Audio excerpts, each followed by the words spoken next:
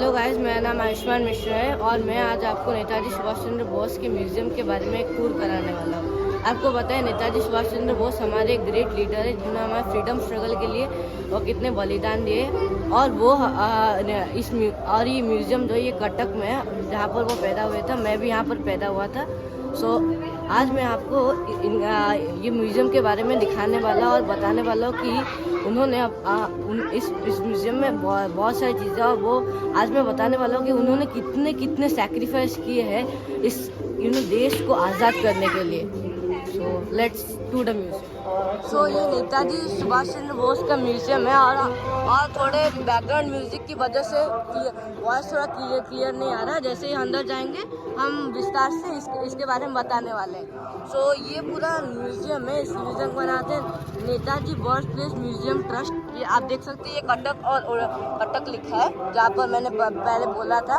So let's go inside the museum and see what's there. So let's go. So आप देख सकते हैं यहाँ जो फ्रंट में वहाँ पर एक स्टैचू है नेताजी सुभाष चंद्र बोस का।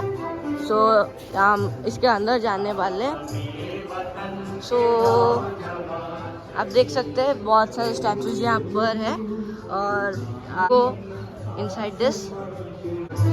सो ये जो है ये नेताजी सुभाष चंद्र बोस का हाउस है, रियल हाउस। और उनके जो फादर है वो एक रिच फैमिली से आते हैं और उनका हाउस ह्यूमंगस है। और मैं आपको अंदर से टूर कराने वाला हूँ। सो लेट्स गो। अगर आप नेताजी सुभाष चंद्र बोस के बारे में पढ़ेंगे तो वो एक ग्रेट लीडर थे। उन्होंने अपने देश के लिए बहुत सैक्रिफाइस किया था। सो आप देख सकते हैं एक कॉरिडोर है नेताजी सुभाष चंद्र बोस का और एक इनसाइड व्यू है। सो लेट्स गो एंड सी। तो आप देख सकते हैं ये सिर्फ एक कॉरिडोर है और देख सकते हैं ये एक बैरिंडा की तरह है और देख सकते हैं। सो आप देख सकते हैं सो ये जो है ये एंट्रेंस है म्यूजियम का। सो लेट्स गो आउटसाइड। आप देख सकते हैं आप पूरा।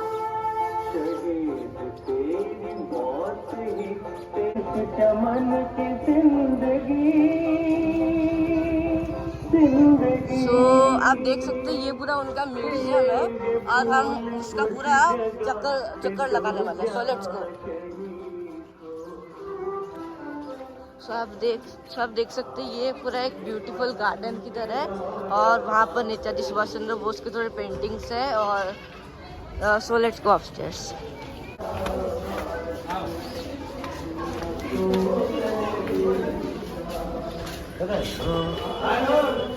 सो आप ये रूम देख सकते हैं, gallery number 12 Netaji Subhash and Odisha. So यहाँ पर कुछ लिखा है। मैं पढ़ने नहीं वाला, मैं आपसे बताने वाला हूँ। सो उनका जन्म हुआ था 23 जनवरी और वो एक स्कूल में पढ़े थे जिसका नाम है रेवेंसा कॉलेजेस। और लेट्स गो इनसाइड। आप देख सकते हैं यहाँ पर थोड़े इंस्क्रिप्शंस भी है, वो ओडिया में लिखे गए हैं। और आप देख सकते हैं इनके फोटोज है और ये जो है ना ये एक हैंड स्केच है नेताजी सुभाष चंद्र बोस का। और ये सब देख सकते हैं आप, ये सब। और देखिए ये यहाँ पर एक फोटो है एक वुमन का, लक्ष्मी इंदिरा पंडा। आपको माइट लग रहा होगा कि एक सिंपल वुमेन है, मगर उनके बारे में मैं बाद में बात करने वाला हूँ। देख सकते हैं ये सब टेराकोटास है और बहुत सारे आर्टिफैक्ट्स यहाँ पर है। और आप देख सकते हैं यहाँ पर नेताजी सुभाष चंद्र बोस नेताजी सुभाष चंद्र बोस अगर आप उनके बारे में सोचते हो आपको लग रहा होगा कि वो एक स्पाई हो गए, बट एक्चुअली वो स्पिरिचुअलिज्म में भी बहुत बिलीव करते थे। उनका भी एक रूम है, मैं उसे भी दिखाने वाला हूँ। आप देख सकते हैं यहाँ पर थोड़े फ्रीडम फाइटर्स है और फ्रीडम फाइटर्स जैसे कि गोपबंधु दास, पंडित नीलकंठ दास और मैं। So let's go outside and see. So ये और एक है रूम, गैलरी नंबर 11 और इसके अंदर अलाउ नहीं है। सो उनके फैमिली लाइफ के बारे में बताएं।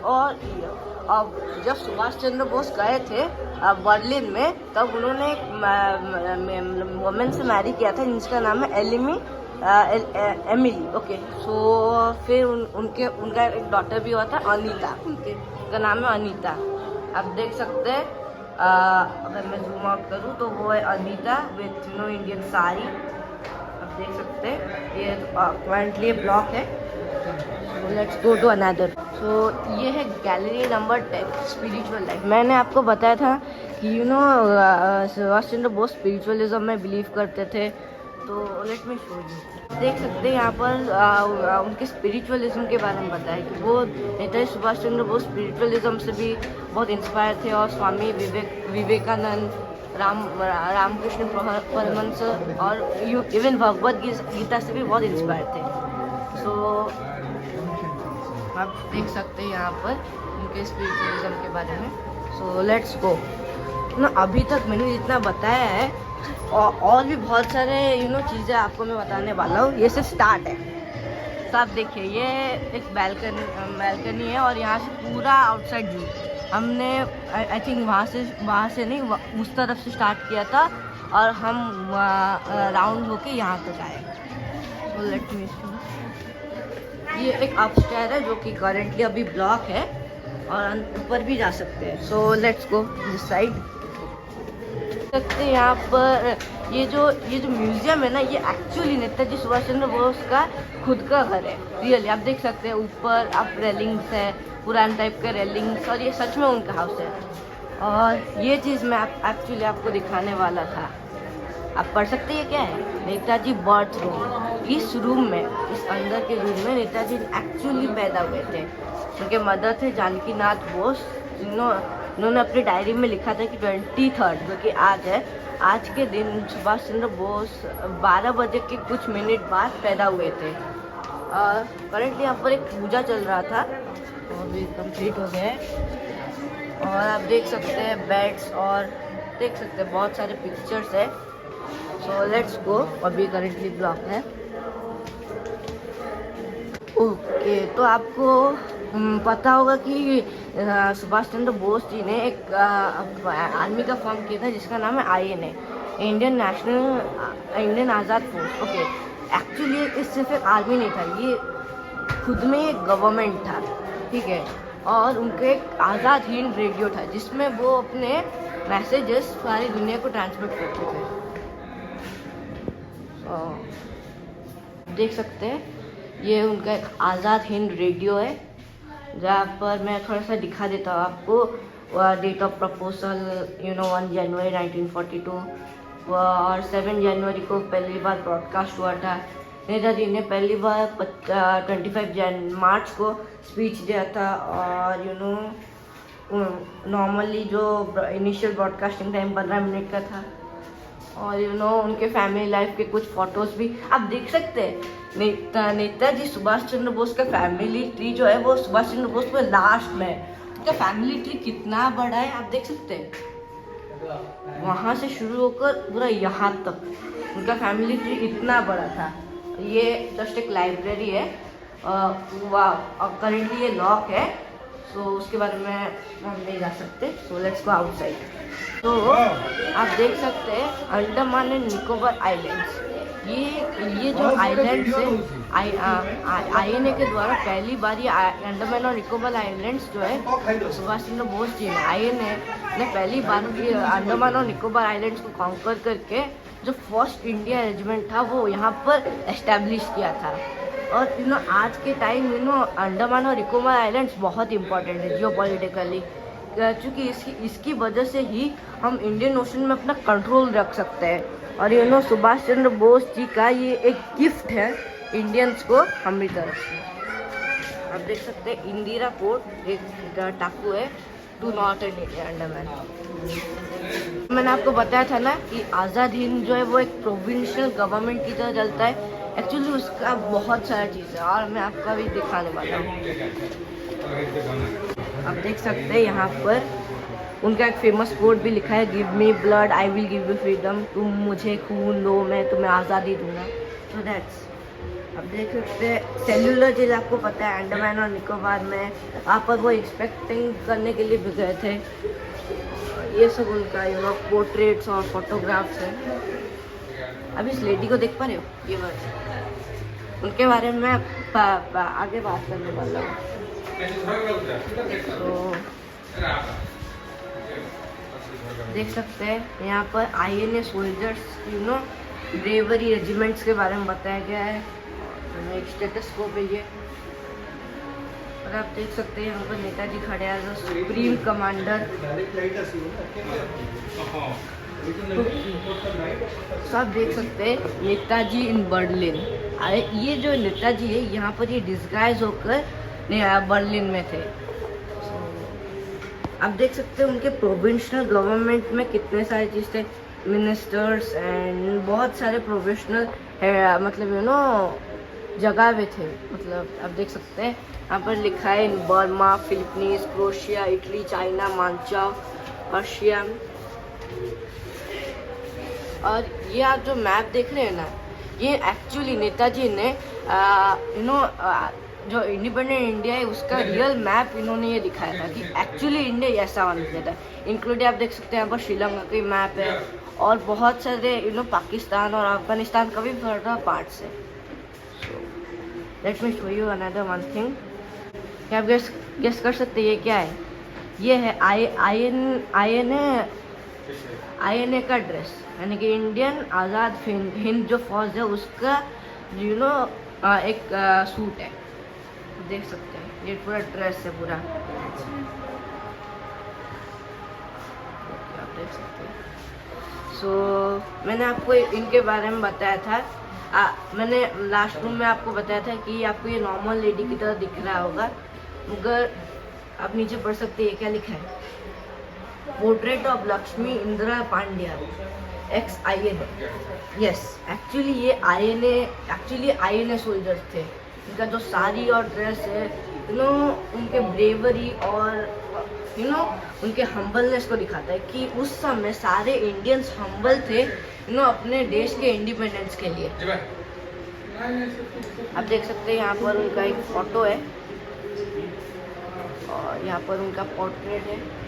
और देखिए मैंने आपको बार बार बताया कि उनका एक खुद का गवर्नमेंट था, उनका उसका स्टैम्प्स भी है और बहुत सारे बैच देख सकते हैं वो भी है। आप देख सकते हैं ये जो है ये INA स्वॉर्ड है जो नेताजी सुभाष चंद्र बोस जी ने जापान से लाया था, और इसको एक्चुअली जापान में काटना स्वॉर्ड कहते हैं। So let's go to another room. देख सकते हैं। मैं आपको इनके बारे में बताया कि मैं इनके बारे में आपको बताऊंगा। ये आपको पता है ये कौन है? Major doctor Lakshmi Swaminathan. जो INA था वो बहुत सारे रेजिमेंट्स में डिवाइड था, और उनमें से एक रेजिमेंट का नाम है रानी ऑफ झांसी रेजिमेंट। ये रानी लक्ष्मीबाई के रेजिमेंट के ऊपर नाम था। और ये दुनिया का फर्स्ट वुमेन रेजिमेंट था, दुनिया का फर्स्ट वुमेन रेजिमेंट, और इसको लीड कर रही थी डॉक्टर लक्ष्मी स्वामीनाथन। देख सकते हैं कितना ब्रेवरी था इंडियंस के भी अंदर, और थोड़े ट्रेनिंग्स के फोटोग्राफ्स थे।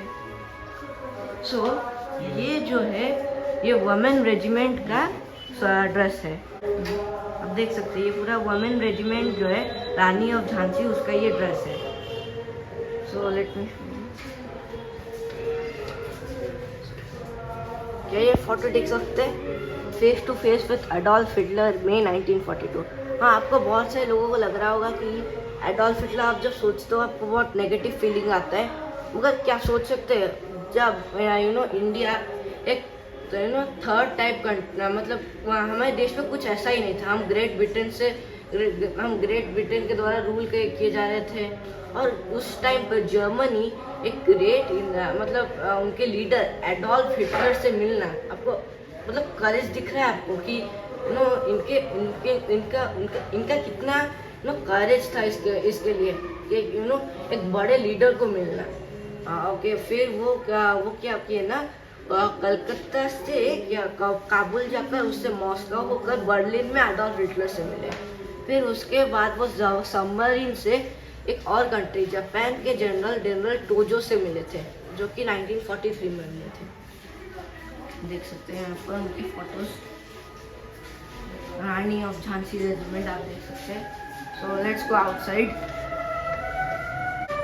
सो ये देख सकते हैं यहाँ पर national bank of Azad Hind. मैंने बार बार आपको बोला था कि आज़ाद हिंद सिर्फ एक आर्मी नहीं, पूरा कंट्री था, एक रनिंग कंट्री था, उसका एक बैंक भी था। मैं उसके बारे में बताने वाला हूँ अंदर जाकर। एक रनिंग गवर्नमेंट था, आप देख सकते हैं। उसका एक बैंक करेंसी भी था और एनरोलमेंट फॉर्म भी था। जो बैंक था वो I don't remember, I think Burma में प्रोविजनल था, रंगून बर्मा। उसका इनिशियल कैपिटल जो था 50 लाख का था और वो बर्मीज लॉ के अंडर चल रहा था। और उसके एंटरप्राइज जो है रंगून में थे, जो कि बर्मा है। सो अब हम डाउनस्टेयर्स जाने वाले हैं।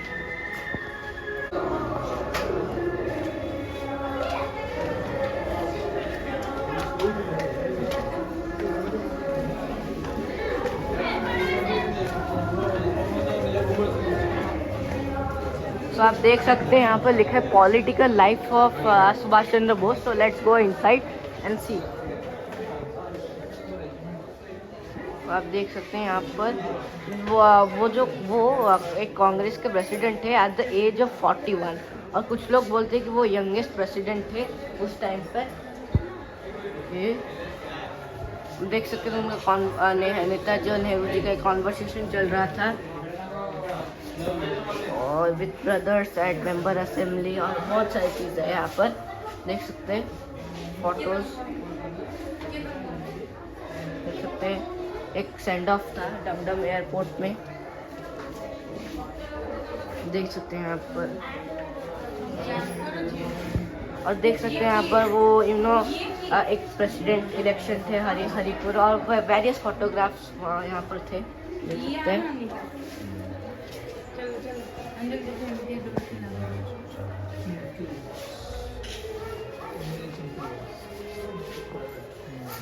आप देख सकते हैं यहाँ पर एक फोटो है नेताजी विथ मौलाना अब्दुल रज़ाक कलाम। सो मैं आपको एक चीज़ के बारे में बताने वाला हूँ। नेताजी वो जो आर्मी थे, IN है, इंडियन, ठीक है, और उस आर्मी में हिंदू और मुस्लिम मतलब ये दोनों रिलीजन एक साथ ब्रिटिशर्स के खिलाफ फाइट कर रहे थे। और अगर वो प्राइम मिनिस्टर होते तो मे बी इंडिया और पाकिस्तान डिवाइड नहीं होता, क्योंकि वही एक लीडर थे जिन्होंने हिंदू और मुस्लिम को एक आर्मी की तरह यूनाइट करके रखा था। तो आप देख सकते हैं इस फोटो को, एमिली और डॉक्टर अनीता, ये एमिली है और ये डॉक्टर अनीता उनकी बेटी, और एमिली पास डाउन हो गया मगर अनीता अभी भी अलाइव। ये उनके प्रिजन लाइफ के बारे में है कि उन्होंने प्रिजन में कैसे अपने लाइफ को बिताया है। तो लेट्स गो इनसाइड। सो आप यहाँ पर देख सकते हैं उनके हैंड राइटिंग लेटर्स यहाँ पर है, आप देख सकते हैं उनकी, आप देख सकते हैं यहाँ पर उनके ये जो लेटर्स है ये खुद नेताजी ने उनको लिखा है, मतलब नेताजी ने लिखा है, देख सकते हैं यहाँ पर।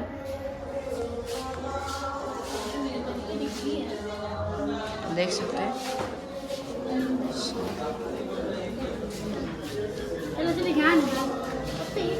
साइड। तो आप यहाँ पर देख सकते हैं उन्होंने कैसे इंडिया से बर्लिन में, मैंने बताया था कि उन्होंने बर्लिन में जाकर एडॉल्फ हिटलर से मिला था। सो मैं आज आपको ये ग्रेट एस्केप के बारे में बताने वाला हूँ कि उन्होंने कैसे कैलकाटा से, मैंने कि ये उस गाड़ी में, और कैलकाटा से दिल्ली गए थे इस गाड़ी में। फिर उन्होंने इस कोमो स्टेशन से फिर वहाँ तक वो पेशावर गए थे, जो कि प्रेजेंट है पाकिस्तान में। फिर वहाँ से काबुल को जाकर फिर वहाँ से मॉस्को गए थे। फिर वहाँ से और जब वो मॉस्को गए थे तो उन्होंने एक डिस्गाइज फॉर्म ले गया था, और उन्होंने अपना नाम बदल कर ओरलैंडो मसोटा कर दिया था, और वहाँ से वो बर्लिन में जाकर एडॉल्फ हिटलर से मिले थे। सो लेट्स गो आउटसाइड। तो ये जो है उनके अर्ली लाइफ के बारे में है।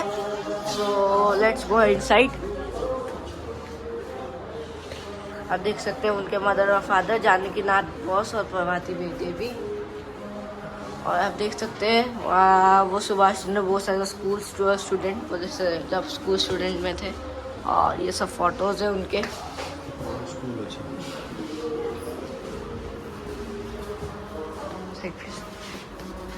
देख सकते हैं यहाँ पर रेवेन्सा कॉलेजिएट स्कूल, यहाँ पर नेताजी सुभाष चंद्र बोस पढ़ाई किया था। और यहाँ पर उनका स्टैचू भी अभी भी ऐसा ही दिखता है।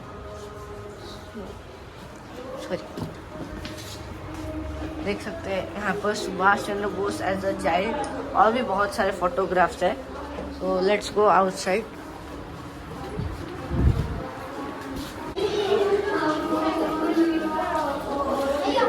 सो ये एक स्टडी रूम है। मैं यहाँ पर नहीं जाऊंगा। तो आई होप कि आपने मेरा ये म्यूजियम का टूर देखा होगा और आई होप कि आपको ये वीडियो बहुत अच्छा लगा होगा।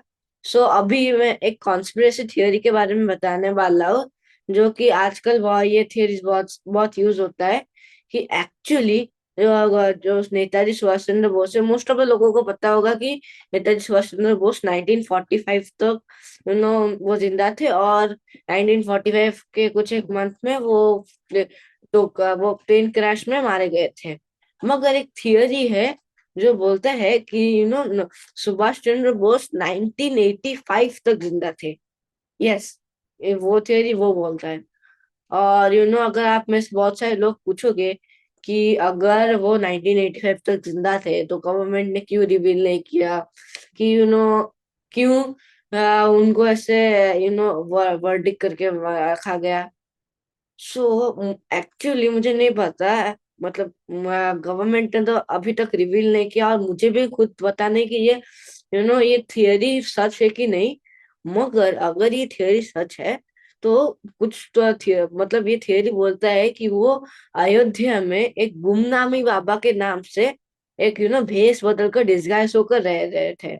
और मुझे लगता है जब वर्ल्ड वॉर 2 खत्म हुआ था तब एलाइज पावर्स ने सुभाष चंद्र बोस जी को एक वॉर क्रिमिनल डिस्क्राइब, मतलब वॉर क्रिमिनल घोषित कर दिया था। वॉर क्रिमिनल मतलब एलाइज पावर मतलब जो United state, great Britain, France और सोवियत यूनियन, जो कि बड़े पावर्स थे और सबसे पावरफुल थे। और उन्होंने सुभाष चंद्र बोस को वॉर क्रिमिनल डिक्लेयर कर दिया था। और अगर और उस समय ये अलायंस पावर वर्ल्ड वॉर 2 जीते थे और ये सबसे पावरफुल कंट्रीज थे वर्ल्ड में। और इंडिया उस समय जस्ट इंडिपेंडेंस हुआ था और वो एक ग्रोइंग स्टेज में था। और वो अलायंस पावर के दम पर की उंगलियों पर चल के वो ग्रो कर रहा था। और अगर उस समय कोई गवर्नमेंट ये सब चीज रिवील कर देता तो वो एलएस पावर सुभाष चंद्र बोस जी के पीछे पड़ जाते और इंडिया की कभी कभी भी हेल्प नहीं करते। और सारा दुनिया उनके नॉट सारा दुनिया नहीं, मगर वेस्ट पूरा उन इंडिया के ऑपोजिट हो जाता है और पाकिस्तान उसका अच्छी तरह से फायदा उठाता। और हमारे फ्यूचर के लिए बहुत ये दर्दनाक होता है और मे बी आज सिचुएशन और कुछ होता है। सो अगर ये थियरी सच है और अगर कुछ ईयर्स के बाद अगर इंडिया को सुपर पावर होके उभरता है, तो अगर गवर्नमेंट ये थियरी सच है कि झूठ है, अगर ये रिवील करता है, अगर ये सच हुआ तो आई शुड मैं ग्रेटली उनको सैल्यूट करूंगा, नेताजी सुभाष चंद्र बोस जी को, क्योंकि उन्होंने इतने इतना सारा बलिदान दिया अपने देश के लिए।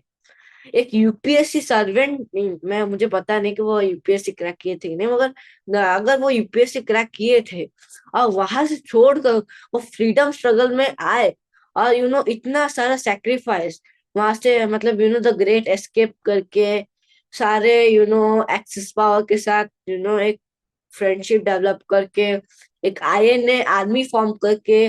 और अगर ये थियरी सच होता कि इंडिपेंडेंस के बाद वो इतने साल तक डिस्गाइज फॉर्म में रहते, दैट वुड बी ग्रेट अगर ये थियरी सच है। सो I would salute Subhash Chandra Bose और उनको मैं happy Subhash Subhash Chandra Bose Jayanti.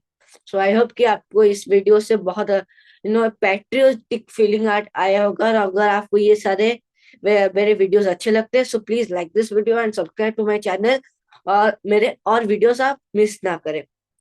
So thank you, मिलते हैं नेक्स्ट वीडियो में। और हाँ, ये वीडियो सारे इंडियंस के साथ शेयर करें कि उनको सुभाष चंद्र बोस के इम्पोर्टेंस वगैरह ने पता हो। Thank you.